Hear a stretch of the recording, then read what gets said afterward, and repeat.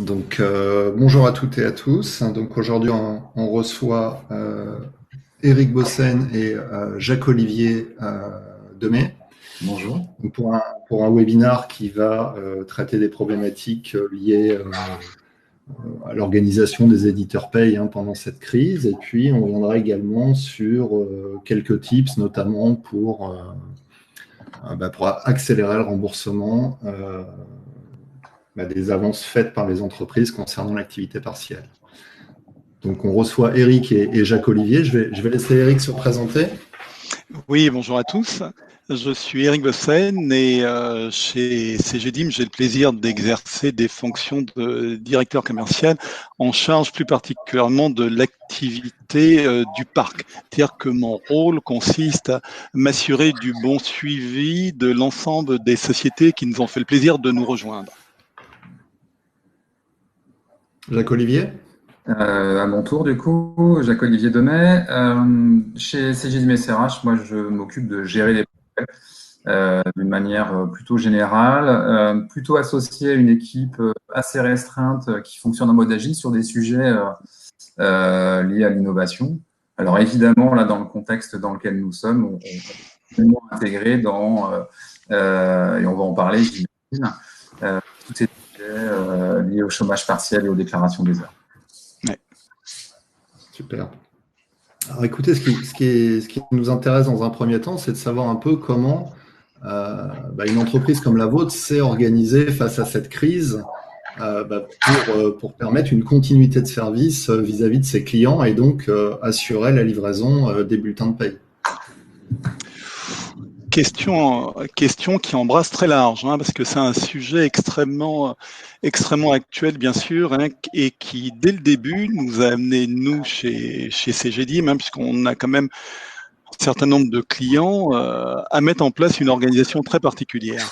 Alors, on a mis une organisation en place pas très originale, c'est l'organisation Covid, qu'on a appelée Covid, et la mission était de rester dans une agilité, dans une souplesse et dans une réactivité extrêmement forte. Alors pourquoi Parce que dans le domaine qui est le nôtre, en particulier le domaine de la paye surtout, puisque je vais zoomer un petit peu là-dessus, dans le domaine de la paye, il y a énormément de nouveautés, énormément d'impacts liés à ce contexte très particulier et qui nécessitait qu'on agisse sur, j'ai envie de dire, simplement sur deux directions.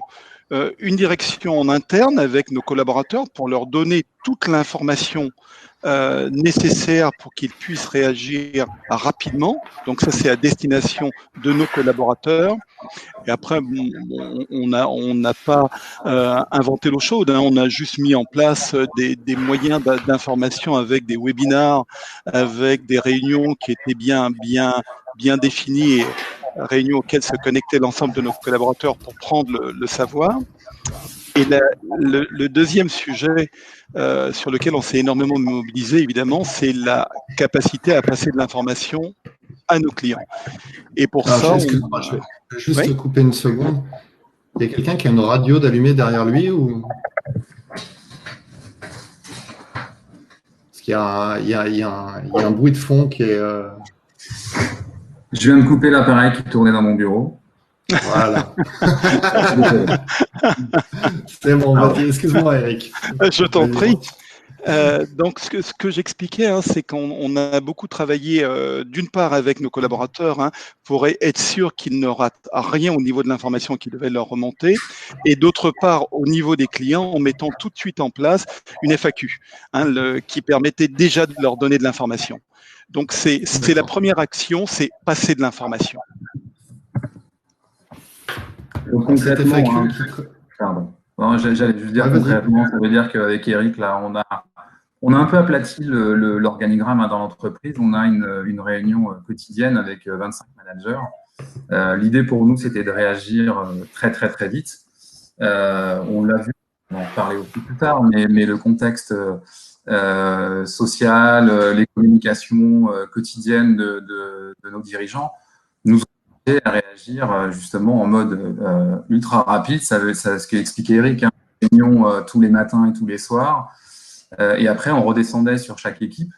On a également revu un peu, je le disais, nous, on est sur une équipe aujourd'hui qui fait du développement qui n'était pas forcément lié au contexte qui nous intéresse. On s'est évidemment mis dedans. L'idée était d'apporter, de réagir vis-à-vis et des demandes de nos clients et surtout pouvoir accompagner l'ensemble de nos collaborateurs qui sont en contact avec eux, de façon à ce qu'on puisse tous les jours passer de l'information juridique, légale, les mises à jour des outils, de façon à ce que nos clients puissent en essayer. Alors, je pense on en reparlera aussi, mais on a essayé d'apporter ça tout le temps. D'accord. Alors, une question qui me vient là tout de suite. Le mois de mars a été un mois extrêmement complexe, notamment pour la paye.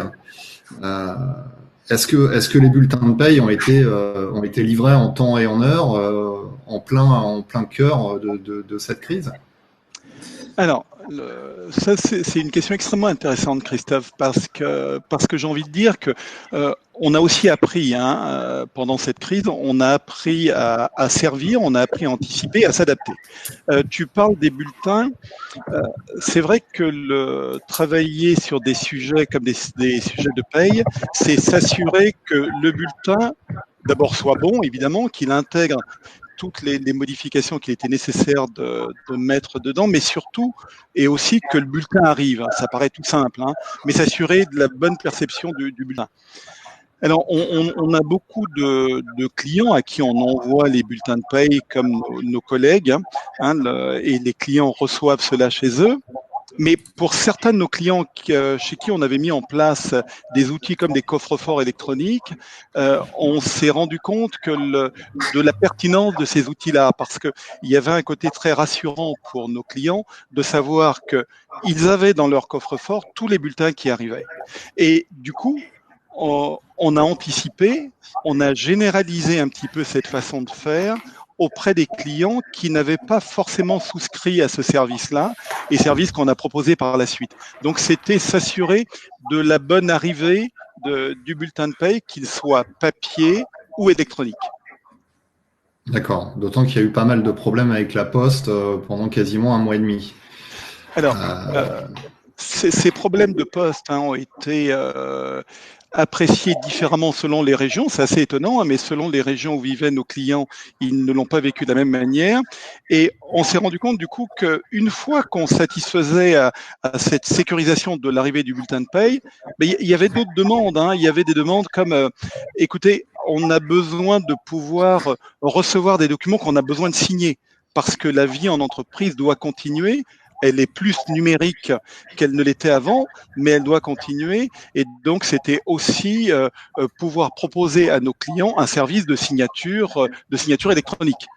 Et ça, c'est quelque chose qui s'est, dans le mois écoulé, énormément développé et qui, je pense, va s'inscrire un petit peu dans la durée parce qu'on voit qu'une fois que les opérations liées au mois de mars se sont déroulées, un petit peu dans l'urgence, il faut le reconnaître, sur le mois d'avril, les clients prennent le temps de réfléchir un peu, de s'organiser et aussi d'anticiper et donc de regarder la mise à disposition des différents outils que j'évoquais, que ce soit le coffre-fort électronique ou la signature électronique. Alors, juste une question. Combien vous avez de clients aujourd'hui? Aujourd'hui, je ne dois pas me tromper en annonçant en gros 300 clients. On a à peu près 300 clients aujourd'hui. Qui représentent combien de bulletins de paye? Alors, 300 clients, je parlais là des clients historiques de CGDIM sur notre outil Teams, où l'effectif varie entre 200 et 35 000 bulletins mois. Dans la stratégie qui est la nôtre, on s'est enrichi il y a 2 ans de ça d'un outil qui s'appelle Rue de la Paye, et Rue de la Paye qui adresse des sociétés dont l'effectif est un petit peu plus confidentiel que ce que j'évoquais tout à l'heure, puisque là, on a des sociétés qui ont 2, 3, 30, 50 salariés. Donc, en intégrant cette typologie de clients, on arrive aujourd'hui à un total de 650 salariés, de 10 salariés à 35 000 salariés, comme je disais tout à l'heure, et dans tous les secteurs d'activité. 650 clients, tu voulais dire. 650, pardon, clients. Qu'est-ce que j'ai dit? Ouais, salariés. 650 clients, pardon. Alors, donc, pourquoi cette question? Parce que la question que je me pose, c'est effectivement, beaucoup d'entreprises ont mis en place notamment l'activité partielle. J'imagine qu'elles ont dû vouloir le mettre en place à plus ou moins à leur sauce, en fonction des cas. Et comment on fait pour maintenir 650 clients en même temps? Alors, sans rentrer dans les détails, mais de façon assez simple, aujourd'hui, l'une des particularités des solutions que nous proposons, c'est qu'on propose nos solutions sur une plateforme mutualisée. Donc, le gros avantage, pour faire simple, on descend de l'information sur nos outils, c'est sur une plateforme mutualisée, et on va mettre chez nos clients, chez l'ensemble de nos clients, des solutions qui sont sécurisées, testées, updatées, mises à jour, des modifications et des évolutions qu'il est nécessaire d'intégrer. Donc ça, c'est le mode de fonctionnement standard. Maintenant, pour être très complet dans la réponse que je t'apporte, Christophe, on a à côté de ça des clients pour lesquels il y a besoin d'aller un petit peu plus loin, parce qu'il y a des modes de fonctionnement particuliers. Il y en a qui, dans le cadre de l'activité partielle, par exemple, on le sait tous, l'activité partielle nous demande de maintenir le salaire à un certain pourcentage. Nous avons des clients dont les accords, dont les conventions amènent à aller au-delà de ce pourcentage-là et à garantir 100% du salaire.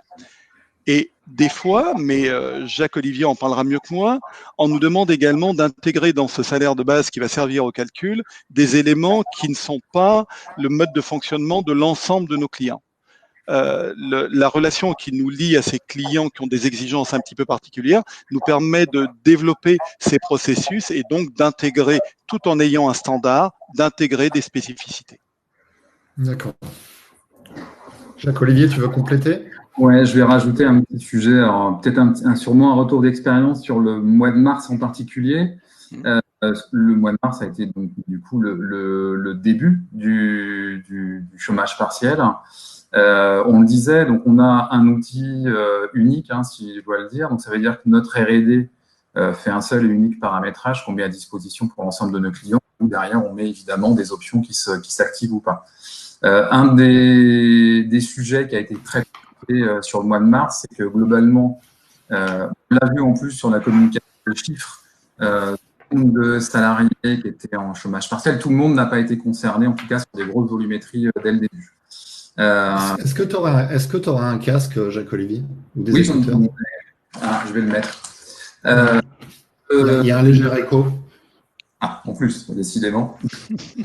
La difficulté du mois de mars, il y a eu une question qui est revenue au début, c'est comment je dois indemniser par rapport au SMIC, au SMIC net. Et ça a amené énormément de débats sur le mois de mars. Donc, nous, concrètement, moi, j'ai vu beaucoup de clients réagir et dire « je vais attendre avril ». Donc, on a évidemment, nous, publié, on disait quotidiennement des mises à jour, des accompagnements. On a géré avec certains de nos clients, évidemment plutôt sur des secteurs touchés très rapidement, ceux qui vont être dans le retail, par exemple, qui globalement ont vu leur magasin fermer du jour au lendemain. Ceux-là, on traitait en priorité. Majoritairement, nos clients ont plutôt fait le choix d'attendre et de se dire qu'on allait déclarer de manière rétroactive sur le mois d'avril. Donc ça veut dire qu'au mois de mars, il y a eu assez peu d'enclenchement d'activité partielle pour vos clients? Alors, je n'ai pas les stats précises, mais je dirais que majoritairement, minoritairement, assez peu. La grande majorité a plutôt fait le choix d'attendre avril. Donc là, par contre, avril, ça a été l'ensemble de nos clients qui a été concerné par ça. Oui. D'accord. J'essaie de traiter mon casque en parallèle.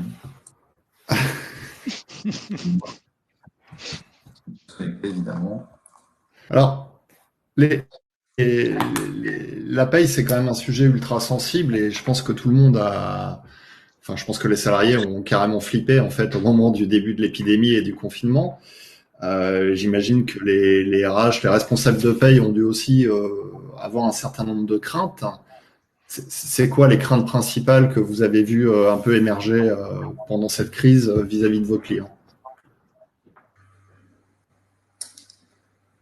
Alors, déjà, la plus grosse difficulté pour nous, c'est d'avoir des clients qui ont évidemment tous des contextes complètement différents.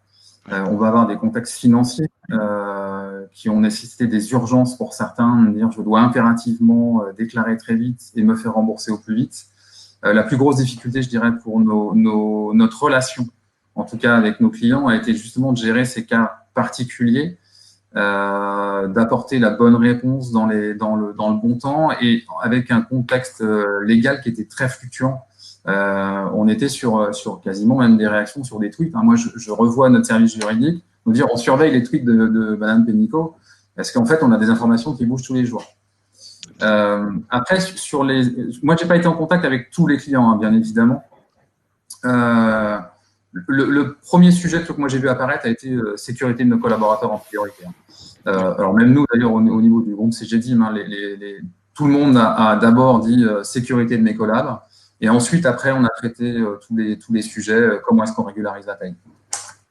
Alors, il y a aussi une demande qui nous est arrivée de manière assez soutenue et qui s'est renforcée après dans le temps. C'était notre capacité à nous substituer un petit peu aux personnes de la RH de nos clients.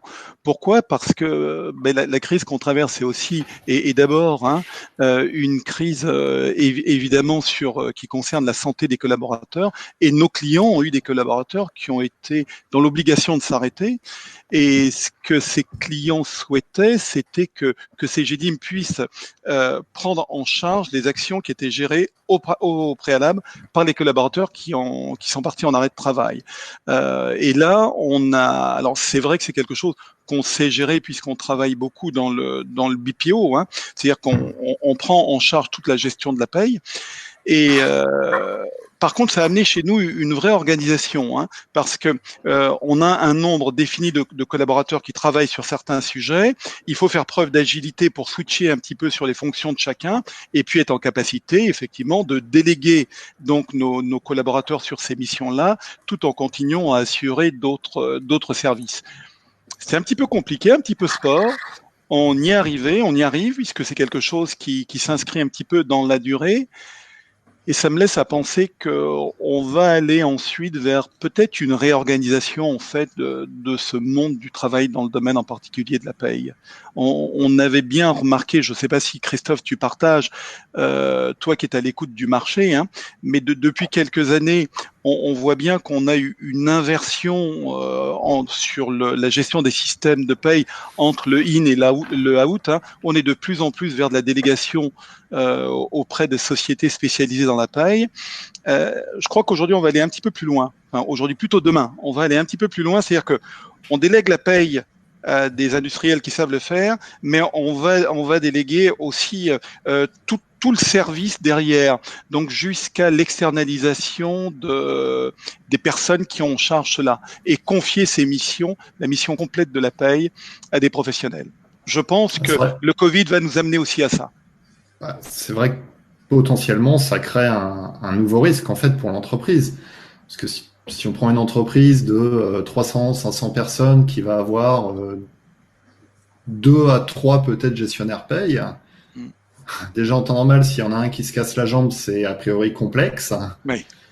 Donc là, en période de crise, si on se retrouve avec quelqu'un qui n'a pas de connexion chez lui, quelqu'un qui potentiellement est malade, etc., ça peut mettre en grande difficulté l'entreprise.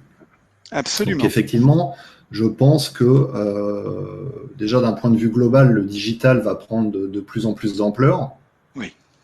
Pas qu'au niveau de la paye, au niveau quasiment de tout ce que la fonction RH peut offrir et de tout ce qui peut être globalement digitalisé. Ça m'amène une question. Tout à l'heure, on parlait simplement des bulletins de paye, de la numérisation des bulletins, de la mise à disposition de coffres-forts, d'outils permettant de faire de la signature électronique, etc. Est-ce qu'il y a des clients qui, dans l'urgence, vous ont sollicité pour mettre en place des coffres-forts ? Absolument. Alors oui, je vais commencer. Excuse-moi, Eric. Tu parles beaucoup, du coup, je vais prendre un peu la parole. Évidemment. Alors, on a, avant même que nos clients ne cherchent effectivement à nous contacter, on le parlait tout à l'heure par rapport au sujet poste. Nous, globalement, on a un taux d'équipement de nos clients qui est entre 40 et 50% sur la partie coffre-fort. Alors, certains sont équipés sur d'autres solutions du marché, donc ils ne sont pas directement concernés.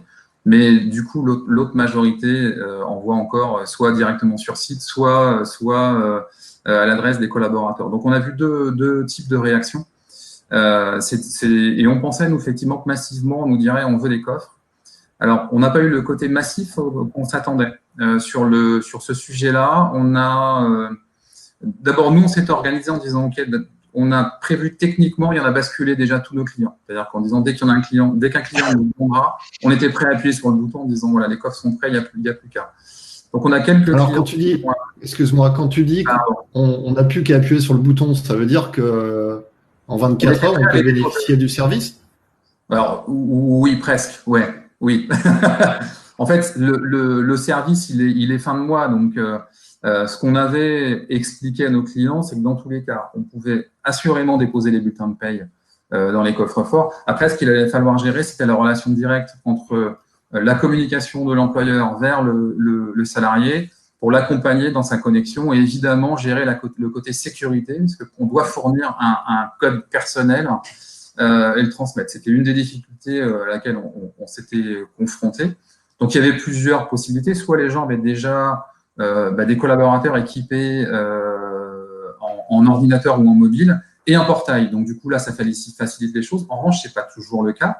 On a dans nos clients, il y a des usines, ils n'ont pas forcément accès, ils n'ont pas tous des mails professionnels. Donc, la difficulté était plutôt là-dessus. Alors là-dessus, on avait envisagé un service qui était de dire, on a, nous, le BPO dont parlait Eric tout à l'heure, on met en place un numéro de téléphone. Il y a quelques questions type secrètes qu'on peut poser sur quelle est votre adresse, ça va jusqu'au votre dernier net à payer, de façon à ce que l'on puisse transmettre un code, s'assurer que c'est la bonne personne pour dire allez-y, inscrivez-vous. Donc, on avait prévu ça. On a eu quelques clients, alors Eric, tu vas avoir plus de chiffres qui ont appelé, qui ont demandé l'activation du coffre.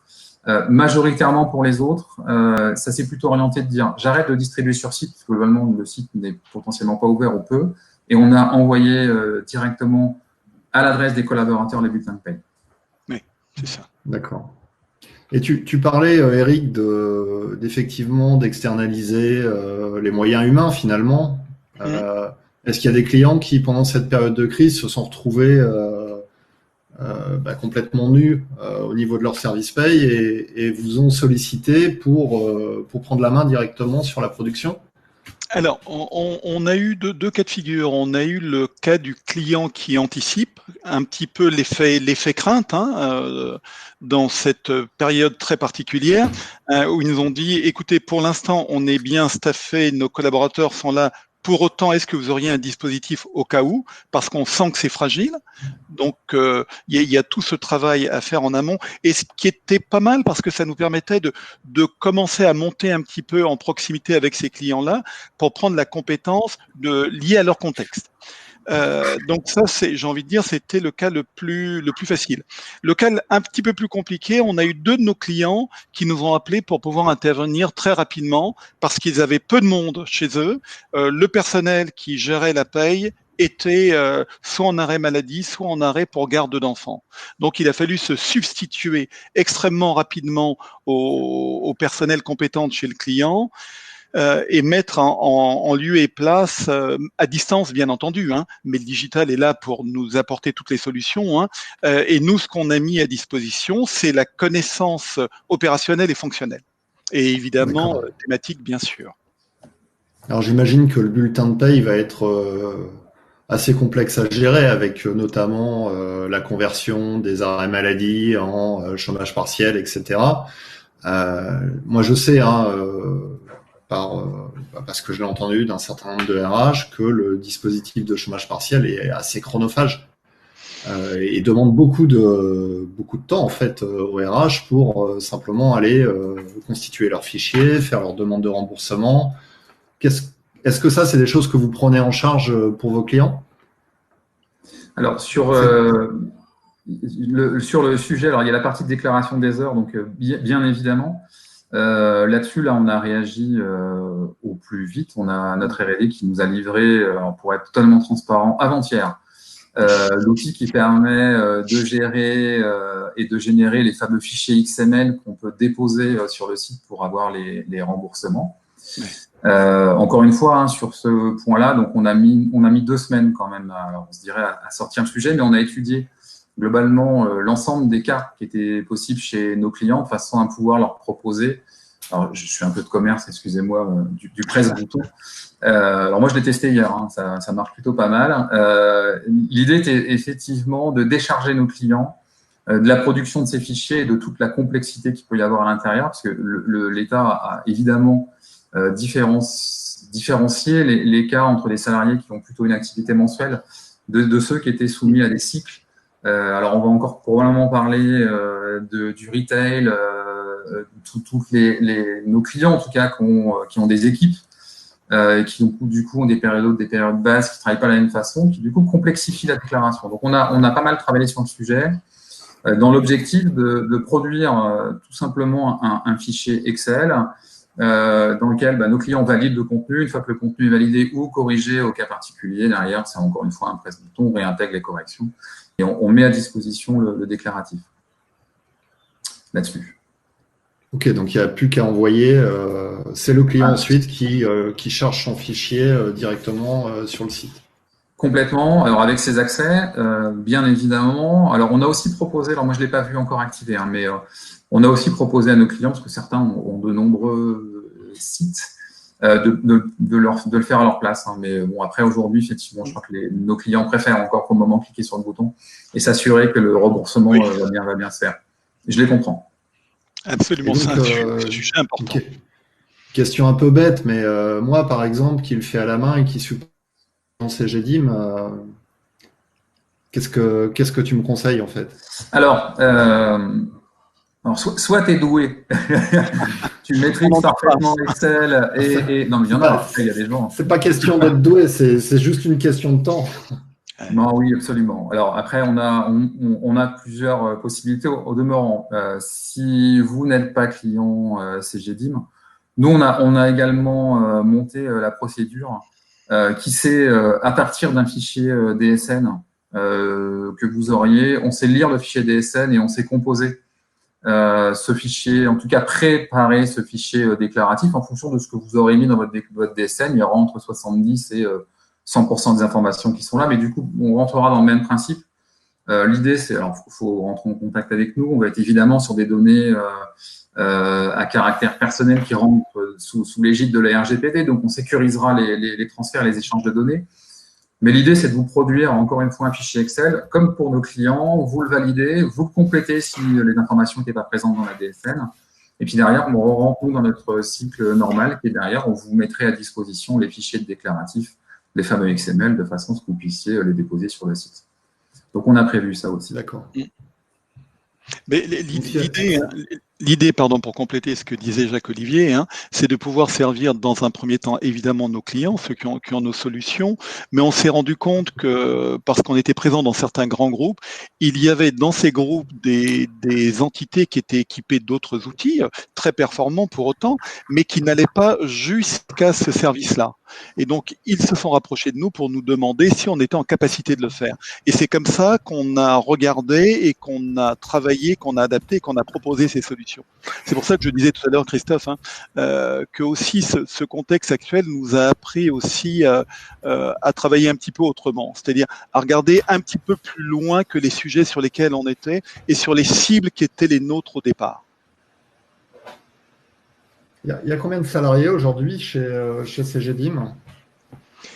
Alors, le groupe lui-même, parce que CGDIM, c'est une grande maison, c'est un groupe qui est riche d'un peu plus de 5000 collaborateurs.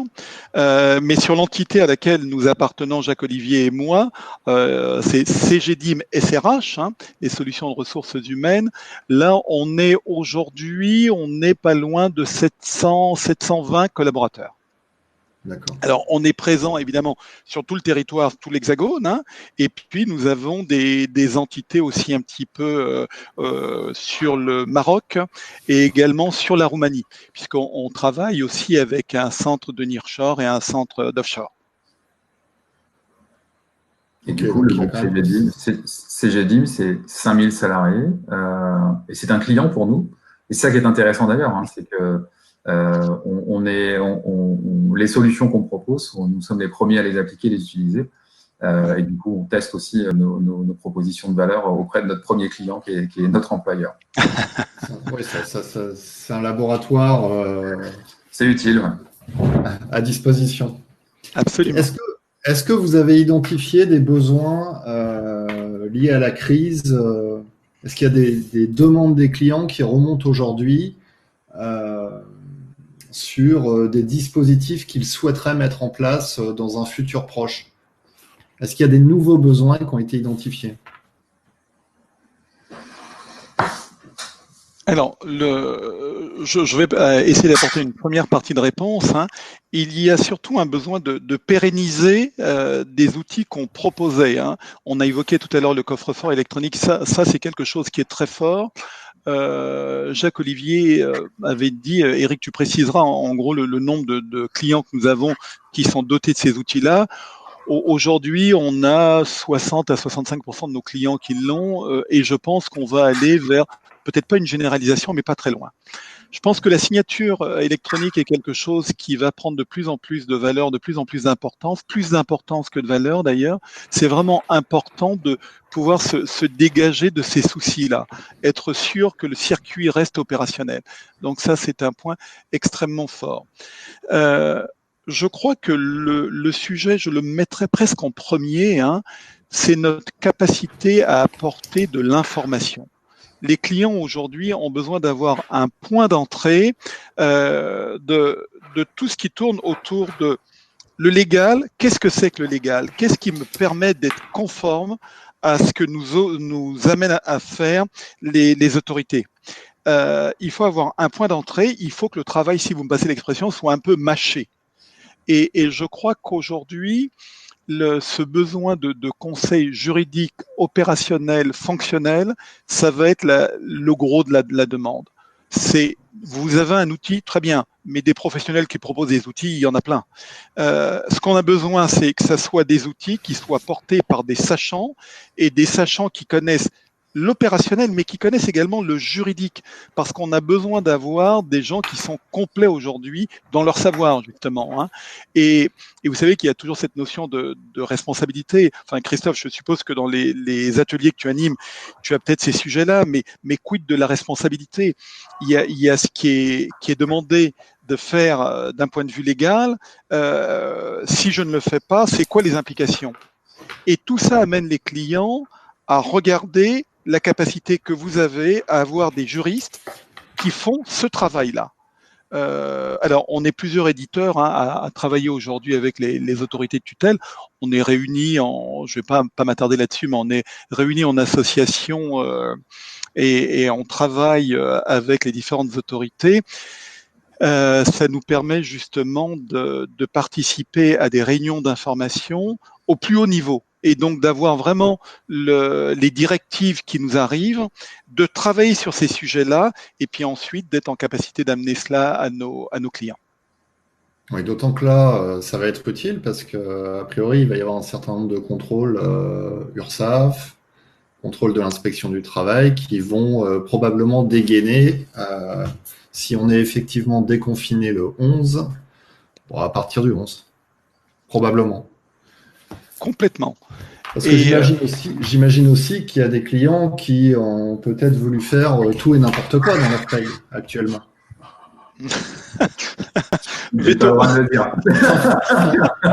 Sans citer de clients, j'imagine que vous avez dû avoir des demandes farfelues. Ouais, alors au-delà, moi j'ai pas vu les demandes en direct. En revanche, c'est vrai que je vous disais, on a une seule plateforme et du coup, quand on met à disposition des outils, on fait tourner un petit peu le programme sur des échantillons pour voir un petit peu comment ça réagit sur nos clients. On a vu 2-3 trucs effectivement un peu abracadabrants. C'est étonnant. Globalement, voilà, on ne peut qu'alerter nos clients en disant la saisie n'est pas forcément faite comme il faut ou attention sur ce sujet-là. Après, effectivement, c'est de leur responsabilité sur la partie déclarative. Alors, on le disait là, typiquement, là, parce qu'on va parler un petit peu de remboursement. Je vais parler du cas du coup, de mon client, enfin de nous, de CGDIB. On a fait plutôt un choix alors, de proposer justement une offre qui est de dire, de pousser une attestation justement auprès des salariés en situation de chômage partiel via signature électronique. L'idée étant de se dire que ce média a cet avantage d'être ultra réactif. Hein, vous avez des taux de réponse en quelques jours de plus de 80%. Ouais. L'idée pour sécuriser justement par rapport à un sujet qui revient assez souvent, parce que moi je le vois, je suis en contact avec des clients, et ils me disent écoute, cet après-midi je suis en chômage partiel, je peux pas travailler. Qu'ont reçu effectivement des directives de leurs employeurs, et c'est plutôt très bien d'ailleurs, dire interdiction de travailler, de se connecter, de répondre à des mails pendant cette période de chômage partiel. Je trouve que c'est plutôt assez sain par rapport à ce qui est fait. Nous, on a choisi de proposer, et de le faire d'ailleurs, c'est d'envoyer une attestation et de demander aux collaborateurs de dire j'atteste et je valide que j'étais bien en période de chômage partiel pendant ces sujets-là. Ça a le mérite de dire ok, voilà, je valide le sujet. Ça permet aussi d'identifier assez rapidement le ou la personne. Alors j'ai vu là, j'ai regardé une stat aujourd'hui, on a envoyé chez un client 500 signatures, il y a un rejet. Ça vous permet d'identifier rapidement le collaborateur qui, justement, ne valide pas. Potentiellement, effectivement, il y a une erreur sur son bulletin de paye. L'idée étant d'éviter d'identifier en amont de la déclaration, d'où l'intérêt de ce sujet digital, d'identifier le ou les collaborateurs chez qui il y a un problème, de façon à ce qu'un jour, ça ne vous revienne pas en disant attention, vous avez déclaré des heures ou des jours de salariés alors que c'est non conforme. Ah, c'est une bonne idée, là, cette idée d'attestation pour les salariés. C'est vraiment de l'anticipation, hein. Ça permet d'aller vite. Alors, je le sais qu'on est dans un contexte où on va avoir beaucoup qui, pour des raisons évidemment de santé financière de l'entreprise, vont vouloir bénéficier des remboursements relativement rapidement. Ça permet justement de se sécuriser en amont, de dire voilà, très rapidement, je clôture ma paie, j'envoie mon attestation, j'ai un retour très vite. Dans les 3 jours, j'ai plus de 80% qui a validé. Et du coup, j'identifie s'il y a des problèmes. Et vous avez des clients qui ont remonté des inquiétudes par rapport aux dernières annonces sur alors je ne vais pas dire une fin de l'activité partielle au 1er juin, comme ça avait été dit au début, mais une modulation des règles, on va dire, qui resterait favorable en étant maintenue à 100% pour hôtellerie, restauration, etc. Ouais. On a ces informations-là aujourd'hui. Nous, on pousse des messages vis-à-vis de nos clients. On a le même niveau d'info qui aujourd'hui est un maintien pour l'hôtellerie-restauration, je vais dire HCR. Et effectivement, on est aujourd'hui dans du favorable et du coup, on ne sait pas forcément dire plus. Moi, j'ai pas forcément aujourd'hui d'inquiétude sur les remboursements, mais on est plutôt encore aujourd'hui en train de parler de comment je vais gérer mon déconfinement, mon retour et redémarrer mon activité. Vrai sujet. Vrai sujet à venir. D'ailleurs, on en parlera lundi lors d'un webinar qui sera à 11h sur effectivement le sujet du déconfinement. Et d'ailleurs, à ce sujet, vous pouvez, vous qui nous écoutez, renseigner une enquête là, qui est actuellement sur MyRH Line pour savoir comment vous allez gérer ce déconfinement. Est-ce que vous avez des choses particulières à ajouter, des tendances, c'est quoi le programme du mois à venir pour Cegedim SRH? Alors moi, je vais faire une première partie de réponse. Je laisserai Jacques-Olivier la compléter. Aujourd'hui, c'est quoi? Je parlais en début de cet échange de souplesse qu'il était indispensable d'avoir. D'un point de vue business, c'est incontournable, la nécessité de cette souplesse. Pourquoi? Parce que il faut travailler en étant en capacité de servir les obligations du moment, ce que nous avons appelé les obligations autour du Covid. On en a parlé pendant quelques temps, là, donc je ne vais pas revenir là-dessus. Mais à côté de ça, et c'est rassurant, et c'est extrêmement rassurant, à côté de ça, le business continue. Ce que je veux dire par là, c'est que nos clients continuent à avoir des projets. Donc, vous parliez de déconfinement tout à l'heure. Ça contribue aussi à être extrêmement rassurant. C'est-à-dire que on a confiance dans le monde de demain. Demain, il y aura encore du travail à faire, il y a encore de beaux projets dans le domaine de la RH qu'il faut mener. Il y a de la nécessité d'avoir des outils de gestion des temps qui répondent bien aux obligations du moment, d'aller peut-être un petit peu plus loin aussi en faisant un petit peu plus de planification par contrainte et pas que de la gestion des temps, de la nécessité de gérer les compétences au sein de l'entreprise parce que c'est un vrai besoin et en situation de crise, la multi-compétence prend tout son sens, ça a vraiment de la résonance, donc ça c'est aussi extrêmement important et on voit bien, alors pas sur la fin du mois de mars, le mois de mars je l'ai dit tout à l'heure, je reste là-dessus, on était un petit peu dans l'urgence de la situation, mais là au mois d'avril, les perspectives ont recommencé à se dessiner. Et sur le mois de mai, je dirais qu'elle se concrétise et je vais même illustrer ça par un exemple et je m'en arrêterai là. Jacques-Olivier m'a dit que je parlais beaucoup.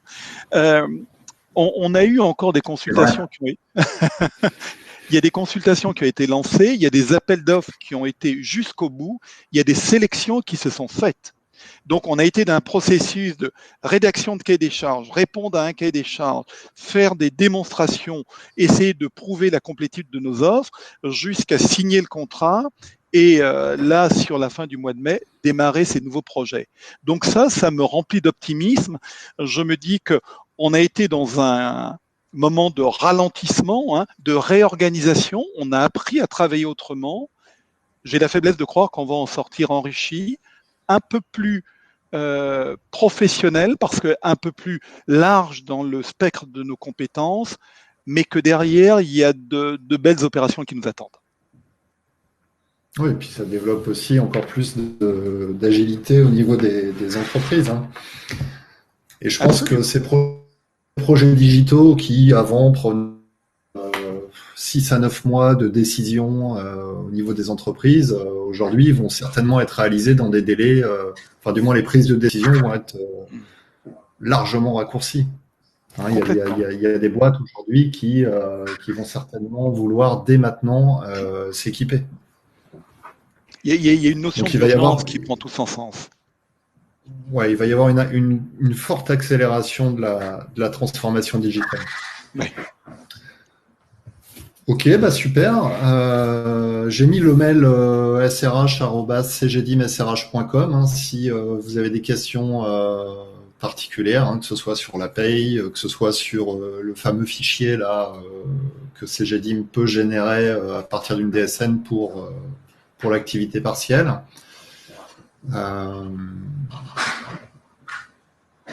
Oui, je vois une question là qui apparaît sur le maintien du net. J'allais vous faire un petit retour là sur le sujet actualité, plus lié au bulletin de paye, évidemment sur le mois de mai.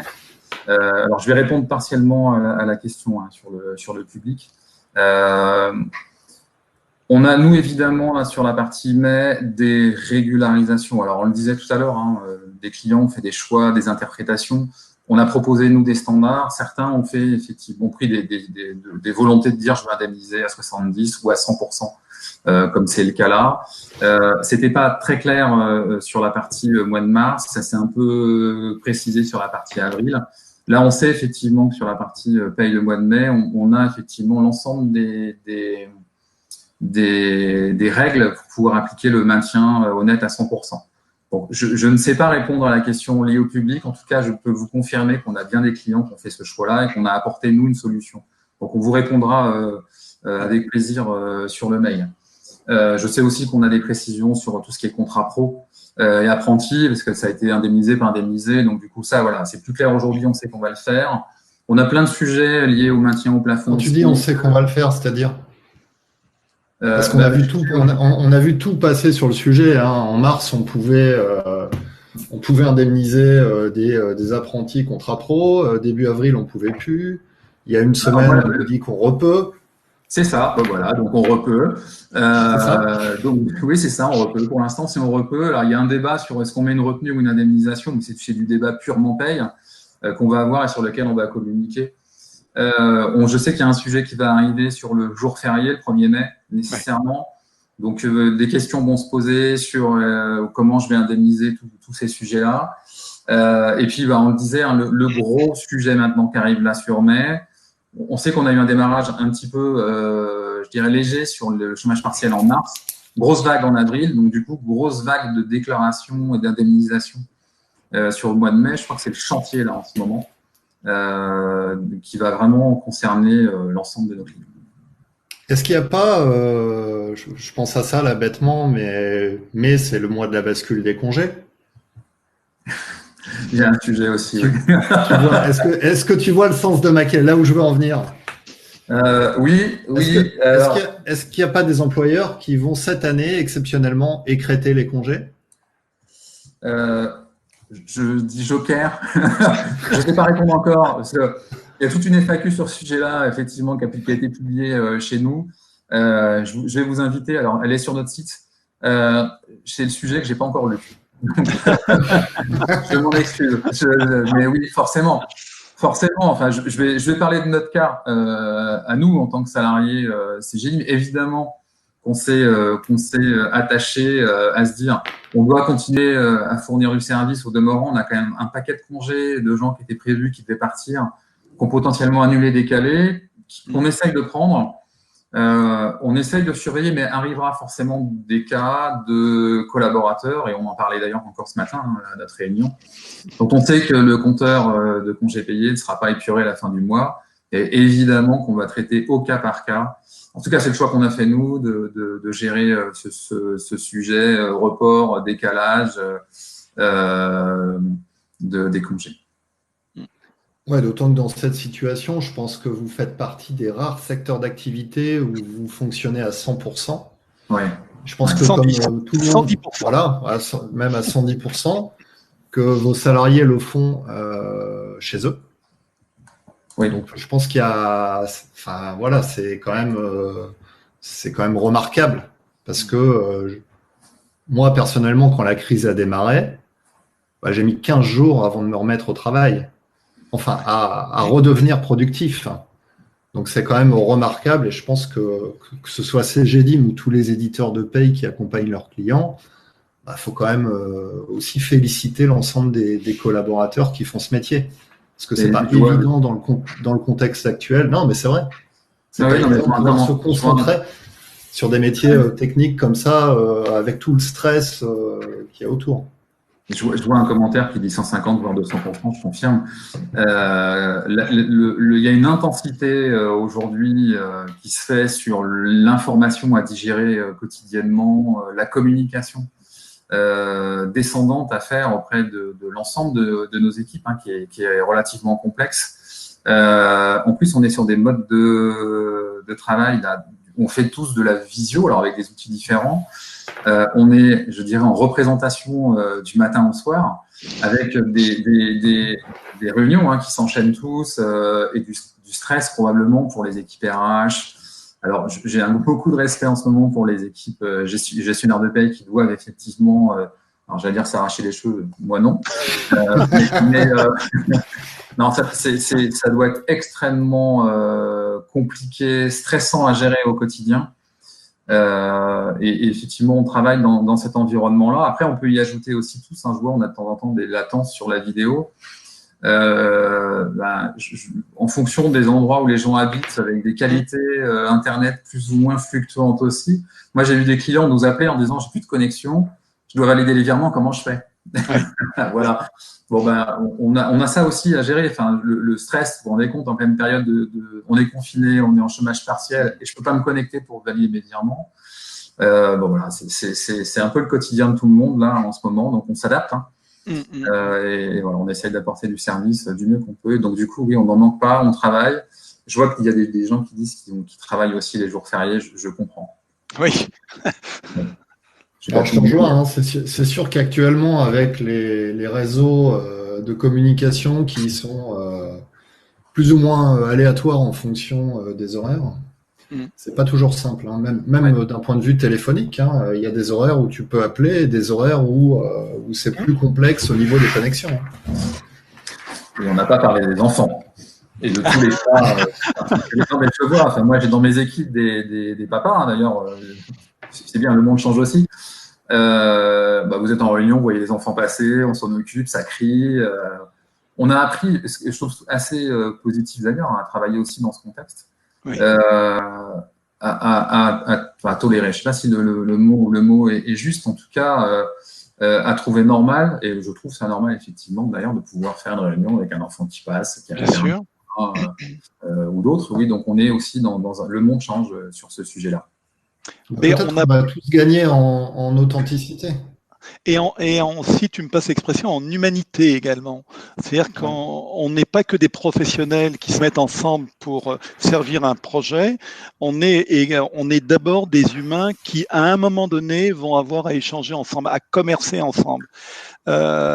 On le disait, et je vois dans les questions et les remarques qui arrivent, qu'effectivement, dans le domaine de la paye, ça travaille à 150%. Hein. Il y a quelqu'un qui a marqué voire 200%. Même si nos équipes sont fatiguées, même si nos équipes sont toujours sur le pont, il y a un côté extrêmement positif. Alors, ce que je disais qu'on est dans des relations qui sont peut-être un peu plus humaines. Aujourd'hui, il y a dans la vie de tous les jours, on le voit bien que les gens finissent leur mail par prenez bien soin de vous. Les gens se manifestent l'importance qu'ils ont, que les autres ont pour eux. Mais nos clients le font également, c'est-à-dire que les plus grandes gratifications que nous avons, enfin, Jacques-Olivier a pas de cheveux, mais moi j'ai beaucoup de cheveux blancs, donc je suis dans l'activité depuis quelques années. Ils sont blancs. Je suis dans l'activité depuis quelques années et je trouve que depuis le début de cette crise, on a une manifestation de reconnaissance de nos clients qui est extrêmement gratifiante. C'est-à-dire qu'ils nous envoient des mails, ils écrivent aux personnes qui s'occupent d'eux chez nous pour dire qu'ils apprécient le professionnalisme. Ça, c'est extrêmement important parce que c'est encourageant et ça vaut tous les discours. Voilà. Alors, je te rejoins parce qu'en fait, ce sujet, en fait, on l'a abordé quasiment à tous les webinaires, dans toutes les activités. Et oui, effectivement, en ce moment, les gens disent merci. Ce qui est peu courant, en fait, en France, de façon générale. Et que ce soit, tu vois, on a fait un webinaire sur le télétravail, on a reçu, donc avec d'autres partenaires, d'autres intervenants qui recevaient des mails de remerciements. Nous-mêmes, on reçoit des mails de remerciements pour les webinaires, pour les publications qu'on peut faire, etc. C'est quasiment la première fois de notre vie. Donc effectivement, il y a peut-être aussi un changement de mentalité et de se dire, bah oui, voilà, faut qu'on partage plus, faut qu'on soit plus dans l'entraide, la communication, etc. Ouais. Donc c'est vrai que c'est assez appréciable. Très, très appréciable. Bah, écoutez, si on n'a pas d'autres questions, je pense qu'on a fait un peu le tour de la question, sauf si vous avez des points que vous souhaitiez rajouter ou qui vous tiennent à cœur. Moi, je ne peux pas ne pas dire un grand merci aussi à nos collaborateurs, à tous ceux qui travaillent chez nous, parce que si on a les remerciements des clients, c'est qu'on a le service qui est rendu de l'autre côté. Et pour ça, un grand, grand merci et une grande fierté qui est la nôtre de travailler dans le groupe qui est le nôtre. Voilà. Tu partages, Jacques-Olivier ? Oui, complètement, pardon. Absolument. Je suis pas d'accord. Alors, oui, mais d'ailleurs, alors, je sais que la vidéo circule, mais alors, on fait des points avec nos équipes tous les jours. Hein. Alors, peut-être qu'on oublie de leur dire merci. Enfin, je le fais pas tous les jours non plus, moi, je l'avoue. On a organisé, en tout cas, nous, avec l'ensemble du management, on a fait une petite vidéo à destination des collaborateurs. Alors, je vous invite à la voir parce qu'il y a beaucoup de sincérité de la part de nos équipes dans le remerciement. Enfin, je crois qu'on a tous vécu, on est encore en train d'ailleurs, depuis 7 semaines et demie, des choses assez exceptionnelles qu'on n'avait pas vues. Ça va très très vite. Il y a de l'engagement partout. J'ai vu personne baisser les bras. Ouais. C'est juste incroyable de voir ça. Alors, c'est épuisant, je pense. J'espère que ça va pas perdurer pendant trop longtemps. Effectivement, il faut qu'on arrive à retrouver, je trouve, un rythme un peu plus serein pour que les organismes puissent se reposer. Même si je trouve qu'il y a plein de choses sympas qui vont émerger de tout ça. Du coup, j'espère qu'on gardera le meilleur et qu'on saura s'adapter pour effectivement reposer les gens et continuer de travailler un peu dans les conditions dans lesquelles on a eu ces dernières semaines. Il y a Véronique qui nous dit, juste pour la blague, un client m'a demandé s'il pouvait prendre un CDD pour remplacer un salarié en activité partielle. Moi, je pense qu'il peut en prendre 3.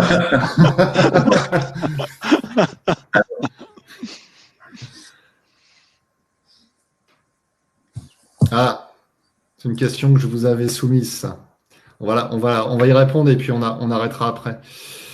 Question sur l'attribution de la prime exceptionnelle pour les salariés ayant travaillé pendant le confinement. Est-ce que vous avez des employeurs qui l'ont attribuée et dans quelles conditions? Sachant que pour rappel, elle peut être attribuée jusqu'au mois d'août. C'est ça? Je vais sécher sur le truc. Tu m'en as parlé. Oui, moi j'en ai entendu parler. Alors, encore une fois, je ne les ai pas tous en ligne, les clients. J'en ai un qui m'en a parlé. On parle de prime. Ouais. Je n'ai pas les conditions d'attribution. Encore une fois, n'hésitez pas à nous contacter là sur le mail. On vous fera un retour là-dessus avec grand plaisir. Et c'est vrai qu'on a beaucoup de clients dans le domaine de la distrib, hein, et donc certains réfléchissent effectivement à cela. Alors, moi, j'ai, à titre personnel, reçu des courses de chez... Alors, je ne sais plus si c'est chez Oura ou Auchan Direct. J'ai posé la question au livreur. Oui. Forcément, je suis curieux. Et il m'a dit qu'effectivement, ils avaient eu la communication comme quoi ils percevraient la prime en juillet ou début août. Donc, je pense qu'effectivement, oui, ça va plutôt toucher les hôpitaux, tout le monde de la santé, la grande distribution, etc. Ouais. Bon, dans tous les cas, notre service juridique est évidemment mobilisé sur le sujet et on continuera vis-à-vis de nos clients à descendre de l'information sur ces conditions d'attribution et ce mode de fonctionnement. Bon, il y a Rémi qui ironise un peu, qui nous dit la crise sanitaire rend les gens plus humains et après, je pense qu'on ira tous faire une grande bouffe sur une plage. Moi, je l'ai vu. Il y a plein de clients. On fait des comités de pilotage, bien évidemment, en vidéo. Alors, c'est du coup un peu moins. Oui. Il y a un peu moins de contact. Alors, ça dépend des profils, mais je crois qu'Éric et moi, on est en manque de contact avec les gens. Et on se dit, absolument. On va aller se faire une bouffe. Alors, la bouffe, je pense qu'elle va attendre un peu. Mais je commence à recevoir des mails de clients qui nous disent on peut commencer à se revoir à partir de semaine prochaine. Donc, c'est plutôt pas mal. Alors, on va le faire dans des conditions évidemment sanitaires particulières, mais oui. Oui, en espérant et je crois que ce n'est pas le confinement qui va nous avoir tous fait grossir, mais ça va être le déconfinement parce qu'on va aller partager quelques bons repas avec nos clients. Tu parles pour toi, Eric. Moi, je ne valide pas. Non, les deux. Bon, ça marche, super. Eh ben, en tout cas, merci à vous deux d'avoir participé à ce webinaire. Et puis, je pense qu'on peut conclure. Vous avez... C'est bon pour vous, Eric, Jacques? Pour moi, merci Christophe, c'était un moment très agréable et puis lire les questions à côté, c'est toujours aussi agréable parce que ça permet de voir si on est bien dans la cible. J'ai l'impression que c'était le cas, donc un grand merci. Super. Merci aussi, à lundi, du coup. Merci à vous deux, à bientôt. Merci. Bonne journée.